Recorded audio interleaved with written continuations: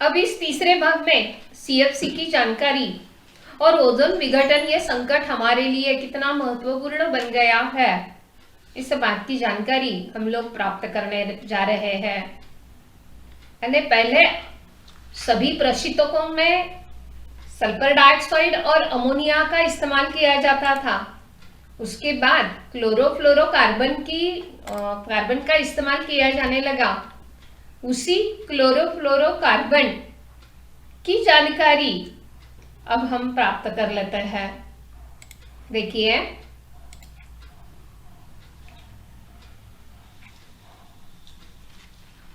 सन 1974 में नेचर नामक प्रतिष्ठित पत्रिका में प्रकाशित हुआ तो पूरी दुनिया में एक हलचल सी मच गई। पहला एक पंक्ति देखिए इसके पहले की।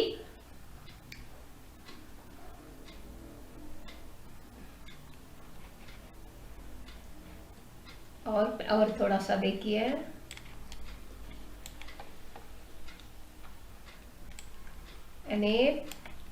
एक अमेरिकी वैज्ञानिक एफ.एस. रोलैंड का ध्यान गया है इस समस्या की ओर कि सीएफसी यौगिकों का खास गुण कि ये नष्ट नहीं होते हैं। इनका न तो ऑक्सीकरण होता है, न अपघटन, न ये पानी में घुलते हैं।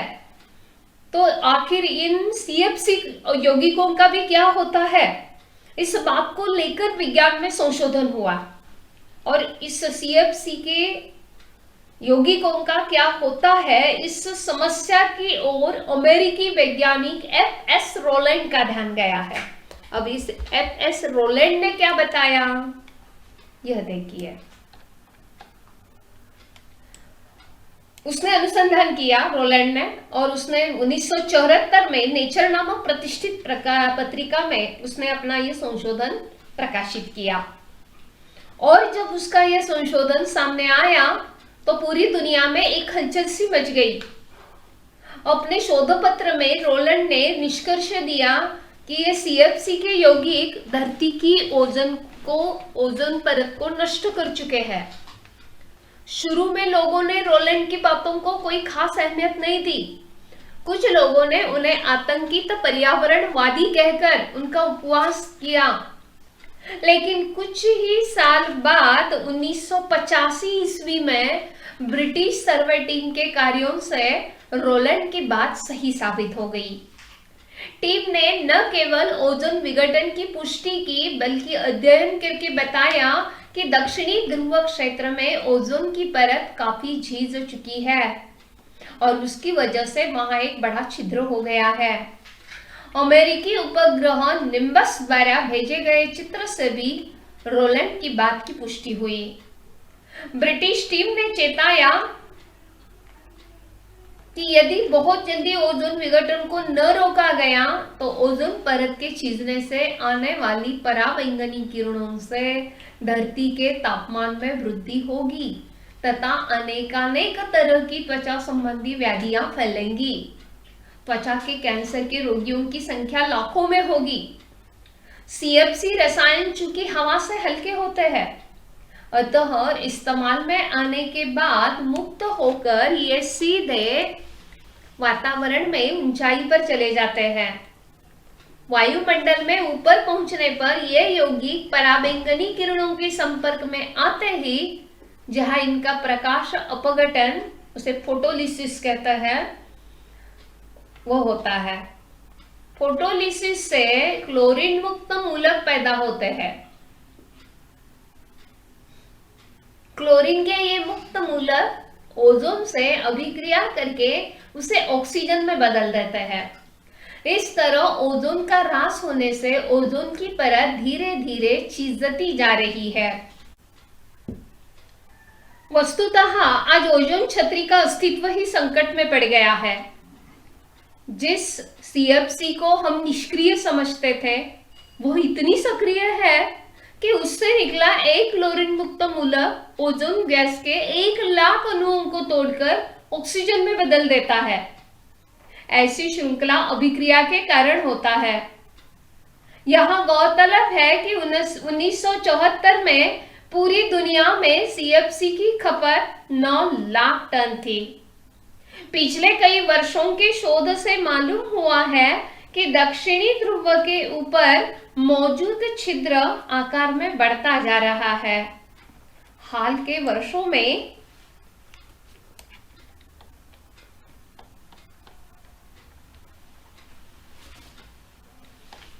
उत्तर ध्रुव के ऊपर भी ओजोन के विघटन और ओजोन आवरण में छिद्र पाए जाने की सूचना मिली है, जो बेहद चिंतनीय है।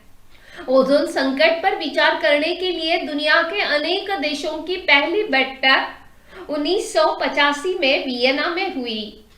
बाद में सितंबर 1987 में कनाडा के शहर मॉन्ट्रियल में बैठक हुई, जिसमें दुनिया के 48 देशों ने भाग लिया था। इस बैठक में जिस मसौदे को अंतिम रूप दिया उसे मॉन्ट्रियल प्रोटोकॉल कहते हैं। इसके तहत यह प्रावधान रखा गया कि सन 1995 तक देश सीएफसी की खपत में 50% की कटौती तथा 1997 तक 85% की कटौती करेंगे। मसौदे के कई बिंदुओं पर विकसित और विकासशील देशों के बीच मतभेद उभरकर सामने आए। मुद्दा था गैर सीएफसी प्रौद्योगिकी तथा उसका हस्तांतरण। विकासशील देश चाहते थे कि इस पर आने वाला खर्च धनी देश वहन करे, क्योंकि ओजोन विघटन के लिए वे ही जिम्मेदार है। 1990 के ताजा आंकड़ों के अनुसार पूरी दुनिया में सीएफसी की खपत 12 लाख टन तक पहुंच गई थी, जिसकी 30% हिस्सेदारी अकेले अमेरिका की थी। भारत का प्रतिशत मात्र 0.6 था। भारत की तुलना में अमेरिका की सीएफसी की खपत 50 गुना ज्यादा थी। समस्या पर विचार करने के लिए लंदन में एक बैठक हुई, जहां नए प्रशीतनों की खोज और पुरानी तकनीक में विस्थापन के लिए एक कोष बनाने की मांग की गई। यहां विकासशील देशों के दबाव के चलते विकसित देशों को कई रियायतें देनी पड़ी। इसके अंतर्गत नई तकनीकों के हस्तांतरण में मदद के साथ साथ सीएफसी के विकल्प की खोज में दूसरे देशों को धन मुहैया कराना मुख्य है। समझौते के तहत यह व्यवस्था है कि सन 2010 तक विकासशील देश सीएफसी का इस्तेमाल एकदम बंद कर देंगे।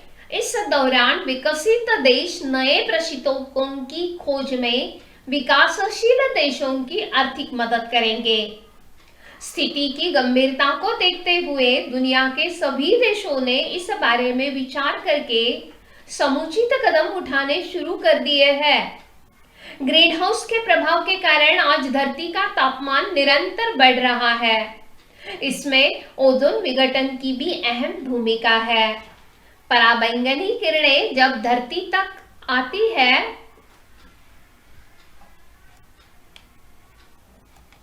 तो स्थलमंडल में मौजूद वस्तुओं द्वारा अवशोषित कर ली जाती है। ये वस्तुएं पराबैंगनी के अवशोषण के बाद अवरक्त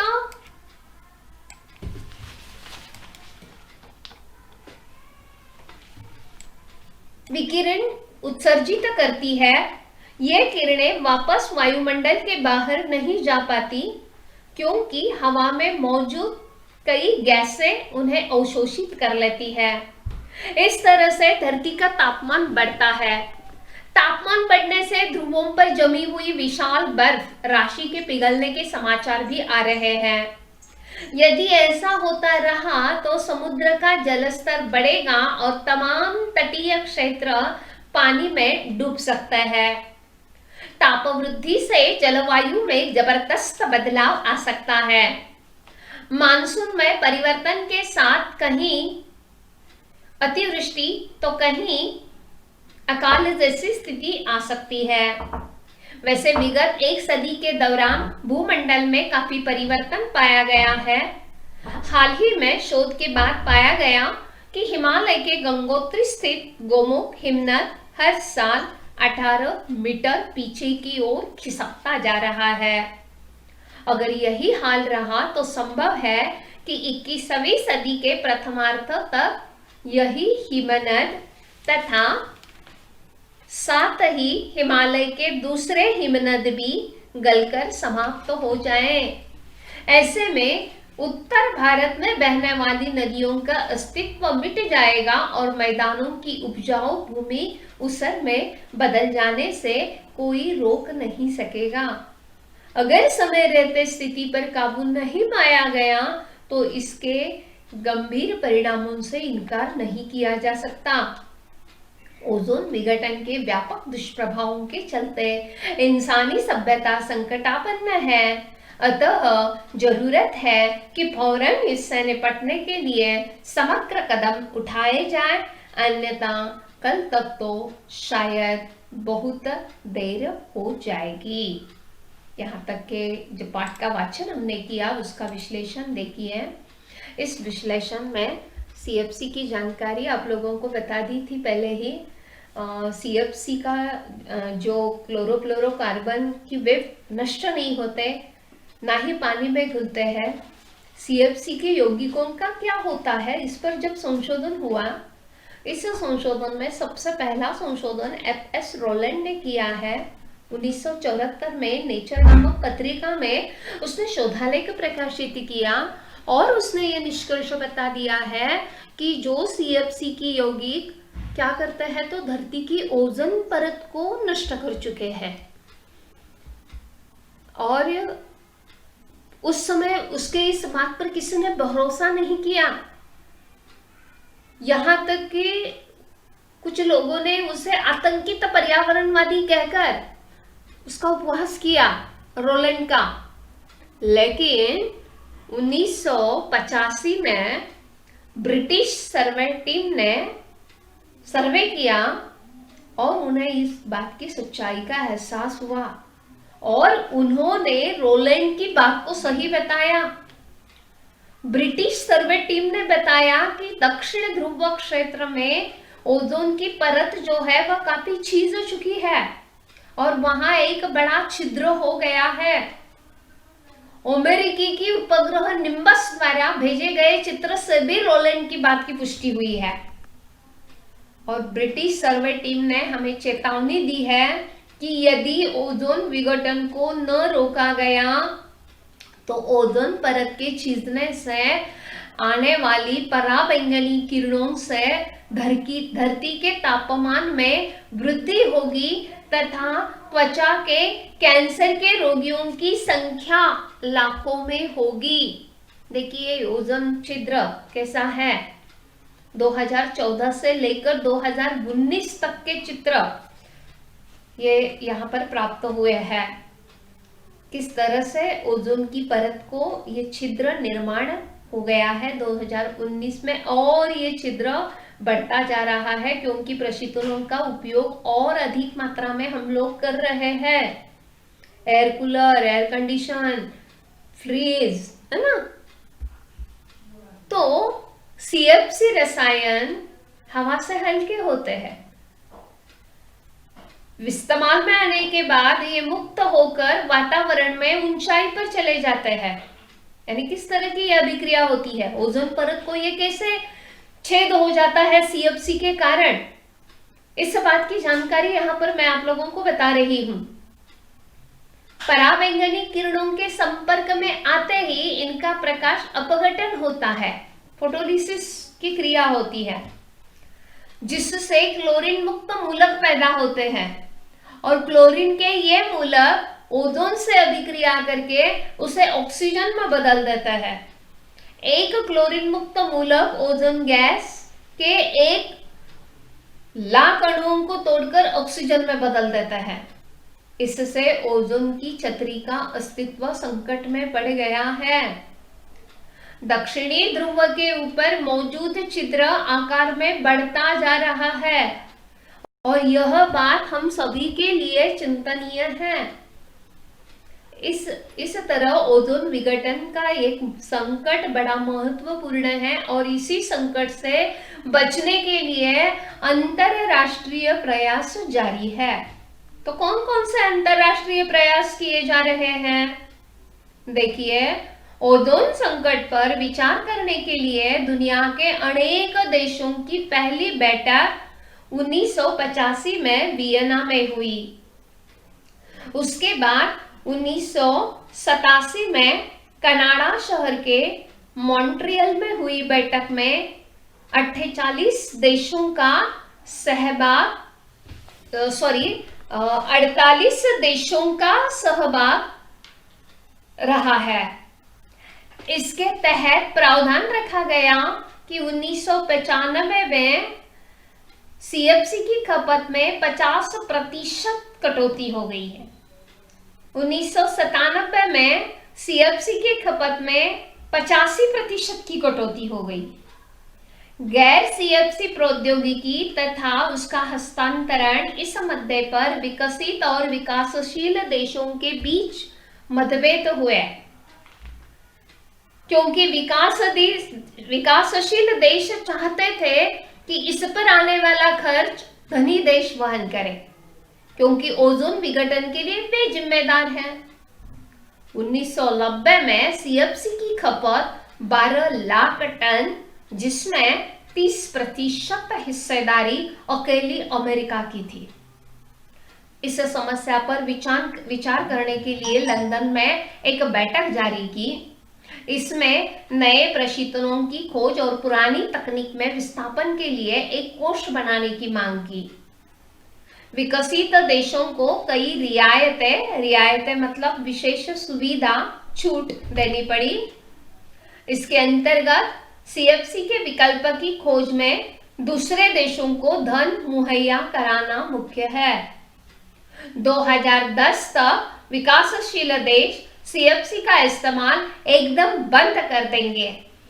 विकसित देश नए प्रशीतकों की खोज में विकासशील देशों की आर्थिक मदद करेंगे। ओजोन विघटन के भयावह दुष्परिणाम हैं। अंत में लेखक इन भयावह दुष्परिणामों से हमें आगाह कर लेते हैं। धरती का तापमान बढ़ता है ओजोन की विघटन के कारण। ध्रुवों पर जमी हुई विशाल बर्फ राशि पिघल रही है। इसके कारण और ये राशि पिघल जाएगी, बर्फ की राशि पिघल जाएगी, तो इसके कारण समुद्र का जलस्तर बढ़ेगा और तटीय क्षेत्र पानी में डूबेंगे। ताप वृद्धि से जलवायु में बदलाव की संभावना, मानसून में परिवर्तन कहीं आएगा, कहीं अधिक वृष्टि होगी तो कहीं अकाल जैसी स्थिति निर्माण होगी। हाल ही में पाया गया, मैंने शुरू में आप लोगों को एक छोटी सी वीडियो क्लिप भी दिखाई, गंगोत्री की स्थिति कैसी हो गई है। गंगोत्री स्थित जो गोमुख हिमनद हर साल 18 मीटर पीछे की ओर खिसकता जा रहा है। यदि हिमनद गलकर समाप्त हो जाए तो उत्तर भारत में बहने वाली नदियों का अस्तित्व मिट जाएगा और मैदानों की उपजाऊ धरती ऊसर में अर्थात बंजर में बदल जाने से कोई नहीं रोक सकेगा। अतः जरूरत है कि फौरन इससे निपटने के लिए समग्र कदम उठाए जाएं, अन्यथा कल तक तो शायद बहुत देर हो जाएगी। ये पिघलने वाले हिमनग देखिए, 2 तुलनात्मक आकृतियां मैंने यहाँ पर रखी हुई है। पहली आकृति में पूरे बर्फ से आच्छादित गंगोत्री और हिमनग आप लोगों को दिखाई देते हैं और दूसरी आकृति में आप लोग देख रहे हैं, लेखक ने बताया कि हर साल 18 मीटर पीछे गंगोत्री खिसकती जा रही है। यह दूसरा वर्णन आप लोगों को इस दूसरी आकृति में दिखाई दे रहा है। इस तरह से इस पाठ में हमने क्या क्या देखा, एक बार आप लोगों के लिए कुछ मुद्दे बताती रहती हूँ। ओजोन विघटन का संकट, लेखक डॉक्टर कृष्ण कुमार मिश्र, लेखक का परिचय देखा हम लोगों ने। विधा परिचय प्राप्त किया। पूरे पाठ के माध्यम से लेखक ने क्या बताया है, यह एक संदेश इस सिंबल से, इस चिन्ह से बता दिया है। पाठ के उद्देश्य को देखा, पाठ के कठिन शब्द देखे, मुहावरे देखे, महत्वपूर्ण मुद्दों को देखिए। आज का वर्तमान युग और प्रदूषण की समस्या से लेखक ने हमें सावधान किया है।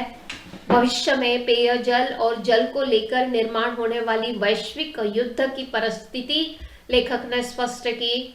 ओजोन का परिचय दिया, वातावरण के विविध स्तर मैंने बता दिए, और ओजोन के कुछ लाभ भी कैसे हैं, ओजोन छतरी हमारे लिए कितनी महत्वपूर्ण है, ओजोन विघटन के आखिर कारण क्या है, और इसमें सबसे महत्वपूर्ण कारण सीएफसी की जानकारी बता दी। ओजोन का छिद्र देखा आपने, किस तरह से बढ़ता जा रहा है, कितनी विघटन इसका कैसे होता जा रहा है, और ओजोन विघटन संकट से बचने के लिए कौन से अंतरराष्ट्रीय प्रयास किए जा रहे हैं, कितने भयावह दुष्परिणाम हमें सहन करने पड़ेंगे। तो इस प्रकार यहाँ पर यह पाठ पूरा हो गया है। मुझे विश्वास है कि शायद आप इस पाठ को अच्छी तरह से समझ गए होंगे। धन्यवाद।